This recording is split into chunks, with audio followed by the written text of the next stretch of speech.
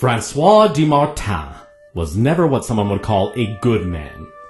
He stole his first coin purse at the age of 4, slit his first throat at the age of 8.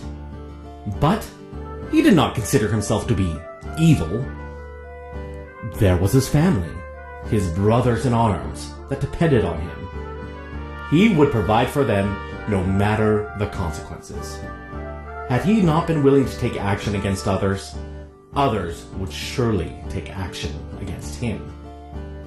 He sat in his tent as the sun crept over the ridge. There had been no travelers along this road in a week, and he feared that his family would need to find a new spot to scavenge. Ever since the disaster at the Festival of Tutorial, none dared to travel through the narrow canyon into the plains of Ayelen. And yet, he never stopped trusting his intuition. His gut feelings that he believed were near supernatural. They had helped him pass through the fingers of authorities that would not listen to his plight. They had helped him to find the great treasure of the Hill Dwarfs and live to tell the tale. And they led him here, to this canyon, to wait for someone, something special, to lead him on his path. The flap to the tent opened, and a young one-eyed man whispered, "Sir, a traveler on his own?" "Does he seem like lucrative prey?" "He's a scrawny one, but he has a sword nearly twice his size. Expensive too, jewels in the hilt. He doesn't seem like he's traveling too far, and doesn't have a pack of rations." Camp, then?" "Must be." "Well then, round up the boys. This is what I've been waiting for." Berendrin walked down the path of his hunt down the canyon. He knew that he would need to find something live. A boar, a deer, maybe several to take back to Wulfric the Orc. Wulfric, though a pacifist, was cursed with an insatiable bloodlust that had to be met. But Ren began to worry that the narrow canyon was devoid of life. Then he saw a man walking toward him on the path. The man had a big grin and a large pack. Perhaps a merchant. A merchant that was walking straight towards an orc that would surely tear him to shreds. "Ho there, merchant," he said. "The path is blocked ahead, and I'm afraid that there is no way through the canyon." The merchant kept walking towards him with even more vigor. "Pardon me, sir. I cannot allow you to go that way either. A terrible creature is rampaging the valley, killing any passers-by. I barely escaped where my brethren were killed." Ren couldn't put a finger on why, but he knew that he could not trust this man. Something felt wrong about the situation. Ren felt like there were eyes hidden in the shadows, waiting to pounce. This man intended harm. Ren took stock of the many weapons that the merchant had hidden under the billows of his cloak. "I have a camp ahead," Ren said. "We can keep you safe from the creature until it finishes its rampage. Follow me." The merchant grinned. Francois de Martin could not believe his luck. This man willingly bought his story. This man willingly bought his story and was taking him exactly where he wanted to go. Francois quickly looked up to his friends hiding in the shadows and discreetly motioned for them to follow. The camp was not far. It had 2 tents and a space for a campfire. The thin man said, "Just one moment, let me see what we might have for you to eat," and entered one of the 2 tents. Francois's men took the opportunity to come out of hiding, taking stock of things that could be used in the camp. There were some supplies and packs strewn about, but the most interesting thing that they found was an artist's easel with a stack of paintings next to it. The paintings were all of the same thing: a regal orc proudly sitting on a throne, adorned in the finest clothing. However, as Francois looked through the paintings. Each painting was a bit different. Every new painting made the orc more disheveled. A tear in the clothing, blood dripping from his arms, a look of unbridled rage coming across the orc's face. Paintings also became more and more rushed, missing details and haphazardly removing the meticulous strokes, as if the painter themselves were losing their minds along with the orc in the portrait. With a look of abject horror, Francois muttered to himself, "Who are these people?" Ren went quickly to shake Wulfric awake. Wulfric's eyes were bloodshot, and he was breathing heavily. Ren, I told you to leave for the day. I don't want you to get hurt. "Calm, my friend," said Ren. "We have guests." Wulfric looked questioningly at Ren at this comment. "Guests that I believe may want to hurt us." Wulfric grinned as he exited the tent. The man known as the Mayor was not having a good day. While he was able to get the Bloodstone safely away from the arena, he had no idea where another place of power could fuel it. The town's greatest minds were already hard at work studying the mystical stone to try to harness its power. But Ren did not have much hope.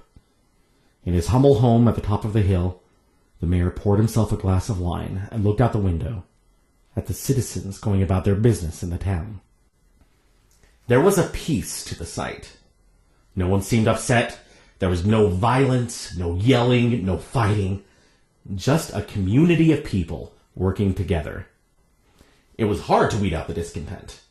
He struggled daily to ensure that his people did not try to rise above their station or have a chance to undo his many years of work. Yet, outside of the town, people call him insane. They call him evil. They do not understand that the fruits of his labors are centered on peace and prosperity. Sure, much of what he took from the people, he kept to himself. But he needed to survive in order for his people to thrive. He did not trust anyone to take over his work. The mayor sipped some of his wine and went back to his desk, opening a drawer and revealing several dozen small crystal cubes. He examined a few of them until he found what he wanted. Then he placed it on top of an odd cone-shaped contraption, where the crystal began to glow with an ambient purple light. And then music started to flow from the device. There was a knock at the door, as a beautiful elven woman with long blonde hair entered. "Ah, Silviana, I was just thinking about you." Listen to the music a bit longer. "This has to be one of my favorite performances of yours. The raw talent that you have is unsurpassed, my dear." The elven woman Silviana blushed. "Sir, the town council is becoming worried that these adventurers and that dragon woman know where we are. They have inquired of whether or not it is time to move the swamp." The mayor sat in silence for a moment. "It's been hundreds of years since we've moved to the town. The citizens will not understand the implications of the move." He swirled his goblet of wine for a moment. "That said, the arena is now useless to us. I have no doubt the building is being watched, and the Bloodstone needs to find a new home. Another concern is what these adventurers are going to do next. The feeling on the council is that they should simply be killed before they can cause more harm." "That is not our way, Silviana! I will not allow it!" Anger flushed his face as he pounded the table. "But we can't be too careful. Send a message to Bahamut. Let her know that she may have guests, and that she must keep the slate safe." That is our most important tool. Sylviana nodded. And in the meantime, I know how to exploit the weaknesses of people. He looked out the window at a woman with a long graying braid sitting on a bench.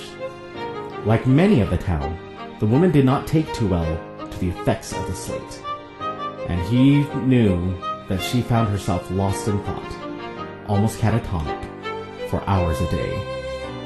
It was an unfortunate side effect that was necessary to keep the citizens safe from themselves. And, my dear, I have at my disposal the greatest weakness that these adventurers could possibly have.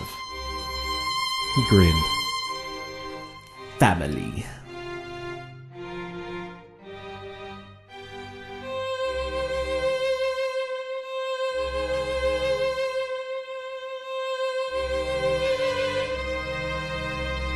Hello there, my lovelies. This is Brady, and I just wanted to say that our contest with Haster Games is still going on right now.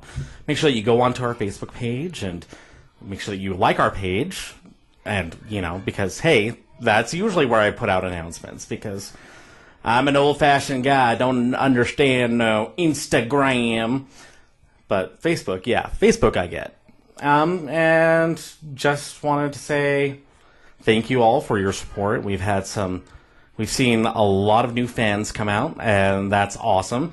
I hope that you enjoy this episode. I know that it's a little bit different. We don't exactly normally have side stories that are written out and scripted in a D&D podcast. But hey, it's fun. And with that, let's get right back to the show. High atop a nearby tree, the winged warrior Kaka sat watching the farm where he just dropped off a young child. Seeing the toil of everyday work showed a contrast with the events of the past few days. Just 2 days prior, Kaka had watched the building that was his home razed to the ground by someone that he believed was meant to protect him and save his species. He was powerless to help, and his new friends fought on their own. More than that, there seemed to be something following him, just outside his view. He sensed its presence, but could not track it. It did not feel malevolent, but Kaka did not feel that he could trust his own reasoning after recent events. There, just outside his vision, a shadow, constantly avoiding his gaze. Still, he could not help but tried to find it. The wind picked up, blowing coolly through his feathers. The chill made him shudder, but this was no normal wind. Something was brewing to the north. Something foreboding. Something evil. Something he could not sit idly by to let destroy this world as he had done in the arena. He turned to face north, and there, he saw it. The shadow. But nothing that he saw could have been casting this shadow. He flew up and over to another vantage point. As the shadow faced north, he drew an arrow and notched it, ready to strike. The shadow turned to face him, and he saw it for what it was. It was not some hidden creature. It was not a minion of Terasa. It was him. It was Kaka.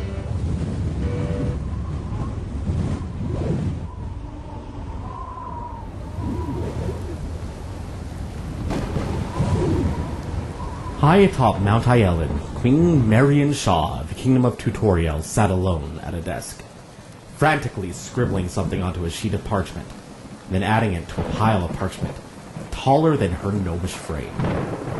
The window to the room usually holds an amazing view of the fields of Ielen, but on this day, it happened to be stormy, almost pitch black, as Marion continued to work by candlelight. There was a knock at the door. Enter. Bob the dwarf was a sight to behold, all muscle and brawn, with a tattoo of a pink unicorn over his left eye. He shuffles in, acting a bit nervous about something. Good afternoon, ma'am. We have some unhappy customers forming at the city gates. It appears that they want wagons that they already paid for. Well, with Theo dead and Obby trying to find himself, we don't exactly have many options on that front. They'll never get through the walls. They're seeming pretty motivated, ma'am. Well then, we'll just have to refer them to our public relations department. We don't have a public relations department, ma'am. I meant you. You are the public relations department. I don't follow. You and those muscles of yours. Marion waved dismissively. Chip chop chip. Go go. I'll do my best, ma'am. Bob said as he exited. There was a lightning strike, much closer than it should have. The window exploded, glass shattering everywhere as wind blew out the candles. Marion jumped, unable to see anything. Bob! Bob! Get your ass back in here, Bob! A smooth and feminine voice answered in reply. Here, let me help you with that. Marion felt something gently push past her to the candles, lighting them one by one with a blue, almost electric flame. It was at this moment that Marion noticed that the sounds of the storm had stopped, though the storm was still evident out the window. Marion slowly got up and walked to the window, seeing that the raindrops outside were completely still. Marion turned to see a tall, beautiful woman with short, dark hair that shined, reacting to the electric blue flame.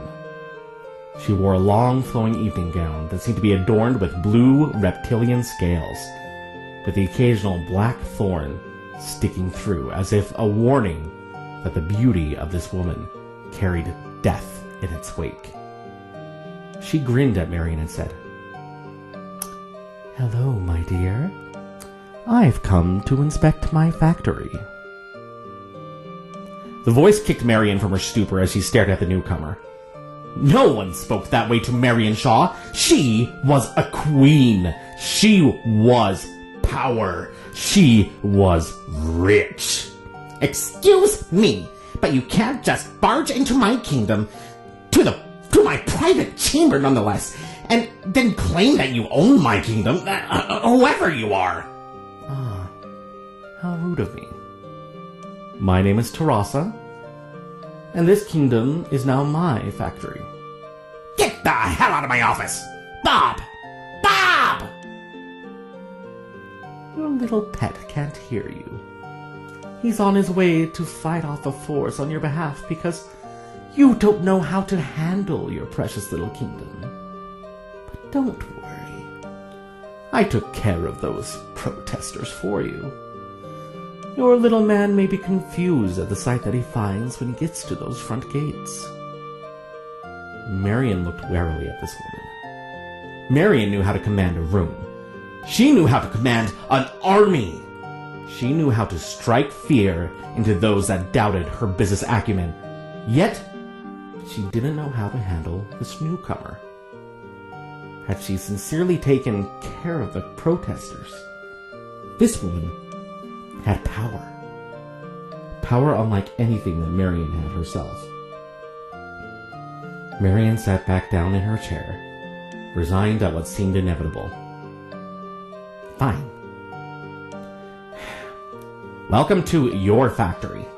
What do you need? I need you to make a few modifications. We need to start building as soon as possible. Building? What exactly are you planning to build? Terasa grinned widely, her golden eyes dancing in the strange blue flame. Why, an army, of course.